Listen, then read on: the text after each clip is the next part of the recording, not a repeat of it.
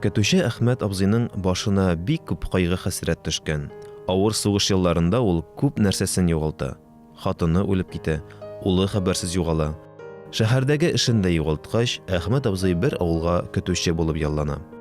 Көннәрдән бер көнне юл буенда көтү көткән вакытта, ул яшь кенә бер егетне больницка алып барганнарын күреп ала. Егет Әхмәт абзыйдан да фәкыйрьрәк, мискенрәк булып чыга. Өстендәге юка гына киеме аны салкыннан берничек тә сакламый, һәм ул туңып дер-дер калтырый иде. Әхмәт абзый аны жәлләп, еллар буе салмаган пальтосын салып, егетнең җилкәсенә каплый. Хастахана коридорында табибка күренергә дип чират көтеп утырган арада, егет кинәт аңа кемнеңдер кулы кагылып китүен һәм «әти» дип дәшүен сизеп ала. Күзләрен күтәреп караса, алдында яшь кенә бер санитар егет басып торганын күрә. Санитар да каушап кала.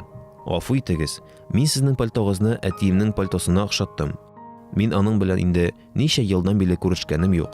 Шуңа күрә сезне әтием белән бутадым» дип аңлатып бирә. Авыру егет тә санитарның атасы хакында сораштыра башлый. Ул чыннан да Әхмәт абзыйның хәбәрсез югалган улы булып чыга. Пальтоның дөрестән дә атасыныкы икәнен белгәч, алар хастаханәдән бергә чыгып, авылга кайтып китәләр. Пәйгамбәребез хадисләренең берсендә былай диелгән: «Бер яхшылык 10 өлеш булып кире кайтыр».